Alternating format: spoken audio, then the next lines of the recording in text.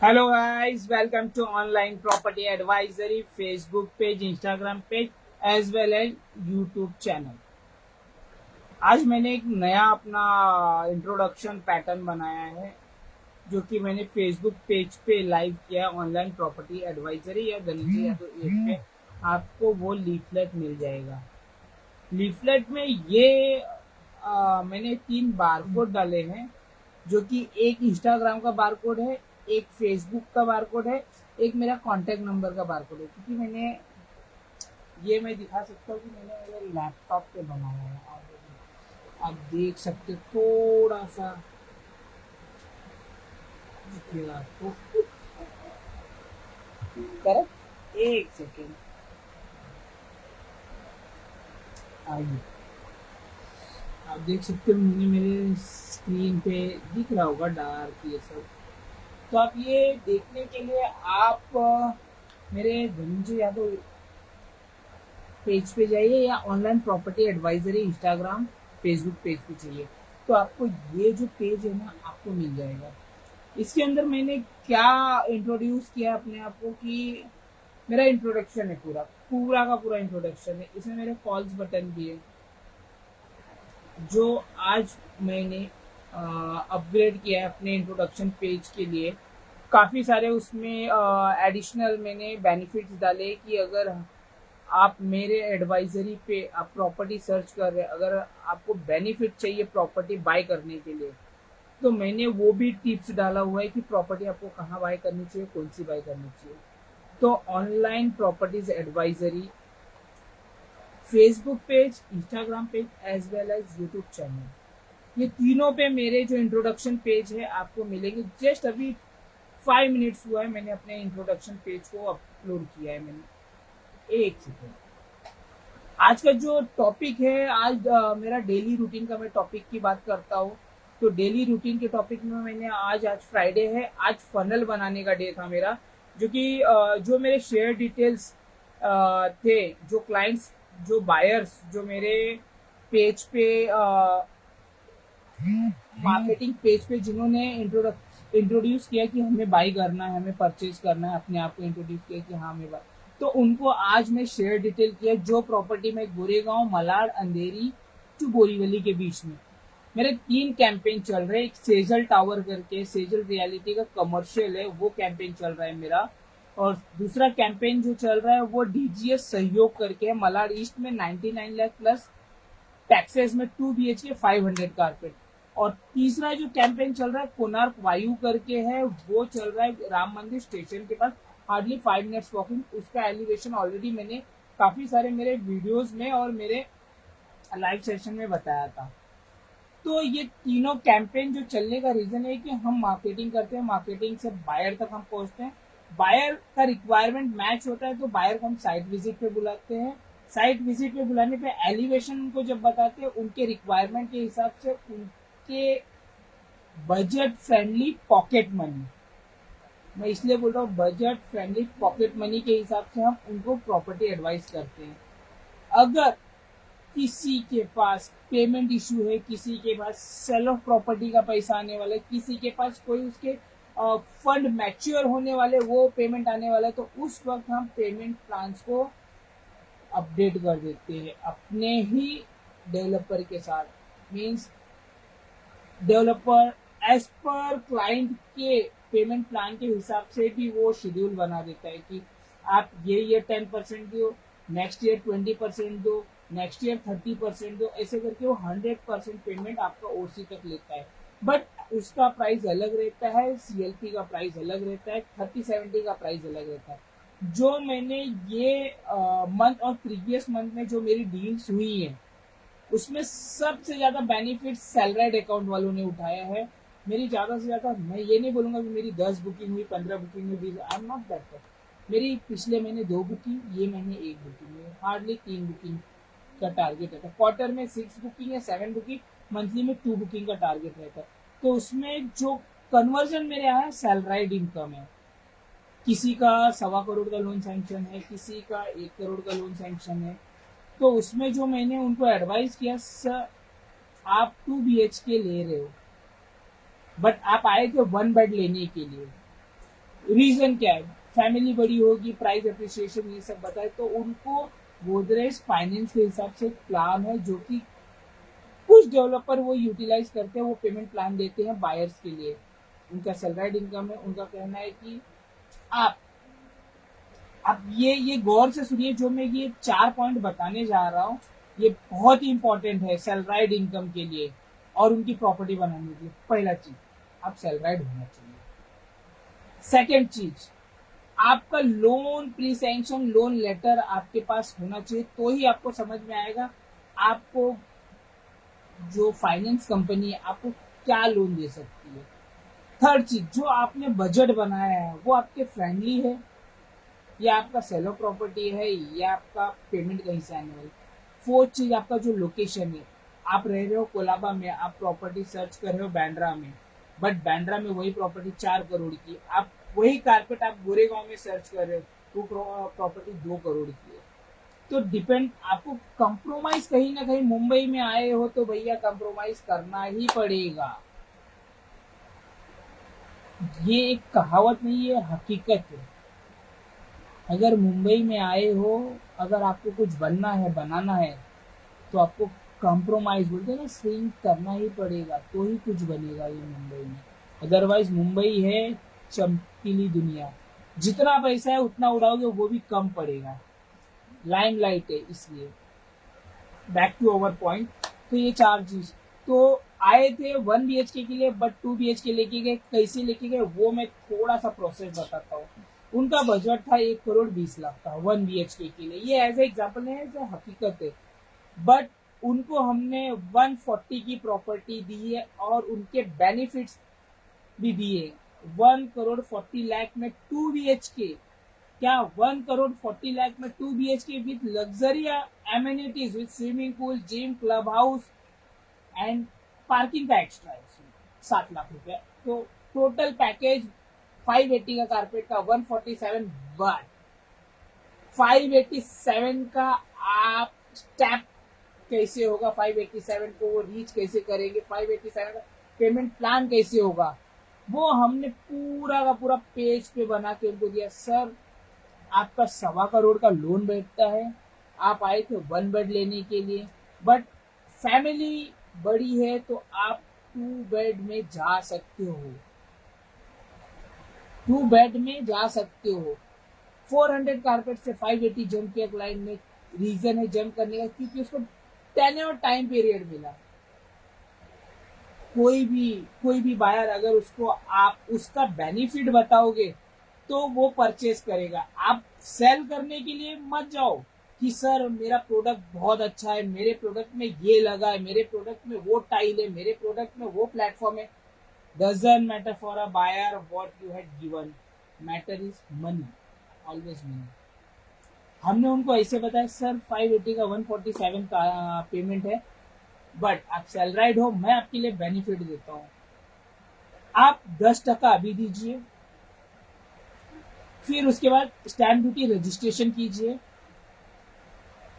ये हो गया आपका नियर अबाउट, अगर आप सोच रहे हो 147 का जो भी है 10, और ये नियर अबाउट 20% है। ये 20% अमाउंट आपको देना है। उसके बाद गोदरेज फाइनेंस का स्कीम चल रहा है, एवरी मंथ आप 17,000 एज EMI पे कर रहे हो। What? As EMI, not a full EMI का पेमेंट, एज EMI 4 साल तक आपको पेमेंट करना पड़ेगा। वो मोटी मोटा आपका जाएगा नियर अबाउट 7.5-8 लाख के करीब। और वो EMI एज अ कैलकुलेशन के हिसाब से आपके जो 4 साल के बाद EMI चलेंगे उसमें वो एडजस्ट होंगे, वो डिपेंड बजाज गोदरेज फाइनेंस वाले जैसे बताएंगे वैसे। बट ये मैं आपको थंब रूल बता रहा हूँ। आप 8 लाख वो पे किए, 20 लाख ये पे किए, हुए 28 लाख, मोटा मोटी आपने 30 लाख पे किया। कितने पे? 1 करोड़ 47 लाख के फ्लैट पे। और बाकी का पेमेंट जो आपका EMI चलेगा, EMI प्रॉपर EMI आपका 4 साल के बाद आएगा। 4 साल के बाद प्रोजेक्ट कंप्लीट हो जाएगा, या फिर 4 साल के बाद प्रोजेक्ट जो कंप्लीट हो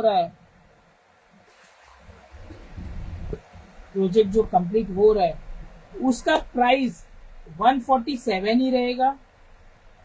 हम उनको बायर्स को हम ये समझा नहीं रहे, हम बायर्स को बता रहे हैं, हम बायर्स को क्रॉस क्वेश्चन करके पूछ रहे, सर क्या आज आपने जो प्रॉपर्टी ली है 4 साल के बाद वही प्राइस में आप बेचोगे? डेफिनेटली मिनिमम 4 साल में, 1 साल में 7% तो बैंक देता है, 10% तो एप्रिसिएशन होगा। तो 147 का 175 पकड़ू का मतलब कैलकुलेट करो, कर सकते हो। तो आपने 30 लाख देके 1,47,00,000 का प्रॉपर्टी बुक किया है और एवरी मंथ 17,000 का प्रीमियम आपने पे किया है। प्रीमियम जो कि आपके बाद में कैलकुलेशन में वो एडजस्ट हो जाएगा जब आपका प्रॉपर ईएमआई चलेगा। कितना गया उसके जेब से? 30 लाख रुपया गया, वो भी 4 साल में 30 लाख। अगर डिवाइड करोगे 4 साल इंटू 30 हो जाएगा 9 लाख रुपया एनुअल।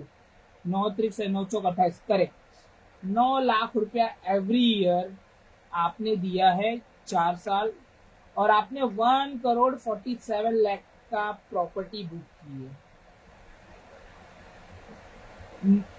मैंने ये चीज उनको जब बताई, 4 साल में अगर उनका ईएमआई स्टार्ट होता है, स्टार्टिंग में अगर उनका ईएमआई भी स्टार्ट करते तो नियर अबाउट 40% प्लिन तक आ जाता है। मतलब 1.5 साल में 40%, 40% का हो गया।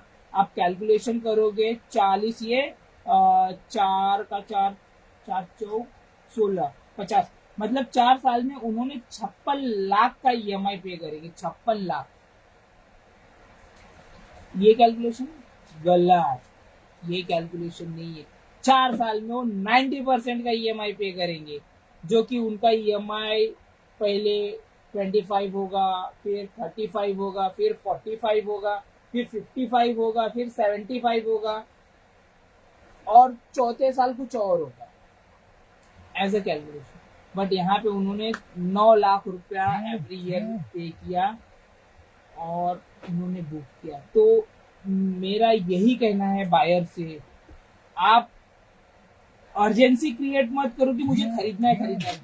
आप एडवाइजर से, डेवलपर से ये पूछो, सर कि अगर मैं आपके ईएमआई पेमेंट या आपके 30-70 पेमेंट में अगर मैं प्रॉपर्टी लेता हूँ, मुझे उसके ऊपर एड ऑन कितना देना पड़ेगा?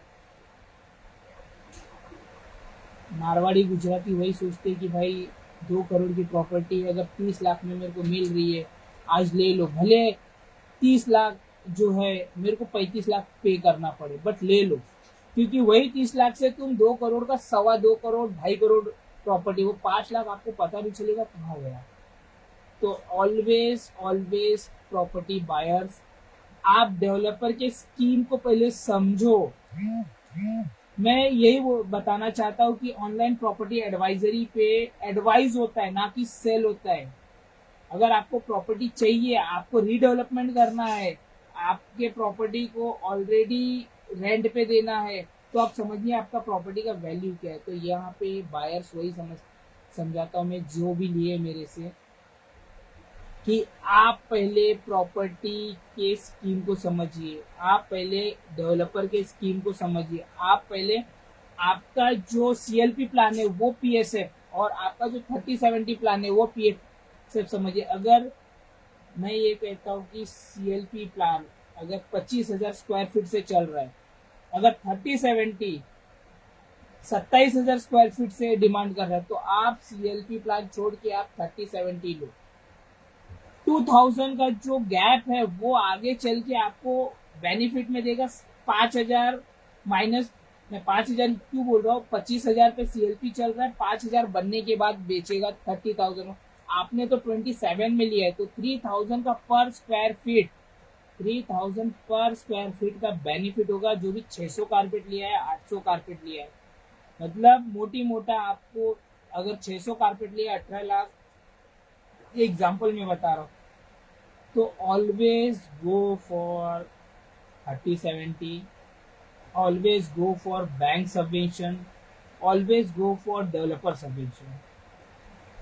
आज के डेट में प्रॉपर्टी के प्राइस इतने डिक्रीज हो रहे हैं, तो बैंकर्स इंटरेस्ट रेट भी 7.8, 7.5 ये चल रहा है फ्लक्चुएशन पे। फिक्स नहीं, फ्लक्चुएशन पे। तो मेरा सिर्फ ऑनलाइन प्रॉपर्टी एडवाइजरी पे ये एडवाइस देता है कि डेवलपर के प्लान समझो, फिर प्रॉपर्टी बुक करो। मैंने भी प्रॉपर्टी ली है, ऐसा नहीं कि मैंने नहीं ली, बट मैंने कई और लोकेशन में लिए, डिपेंड ऑन मेरी कैटेगरी। मेरी कैटेगरी का मतलब है कि जो मेरा फाइनेंशियल बेस है उस हिसाब से मैंने प्रॉपर्टी ली है। और मेरा जो प्रॉपर्टी है वो छोड़ो, वो जाने दो, वो कैसे इधर से पैसा उधर से पैसा लेके लोन लोन नहीं समझ में आता मुझे कि 20 साल का टेन्योर पे करना मैं नहीं समझ पाता हूँ आज तक। लोन पे तो मीन्स बाकी चीजें ली है जो कि अपने घर बोलते हैं ना, वाइट वुड्स हुए ये सब हुए, बट प्रॉपर्टी लोन पे कभी नहीं, बेसिकली प्लान पे लो। मैंने बताया ना आपको, 4 साल में वो 30 लाख रुपए पे प्रॉपर्टी बुक किया है, और 4 साल में तो नियर अबाउट 90% का ड्यू आ जाता है, तो आपका EMI देखो।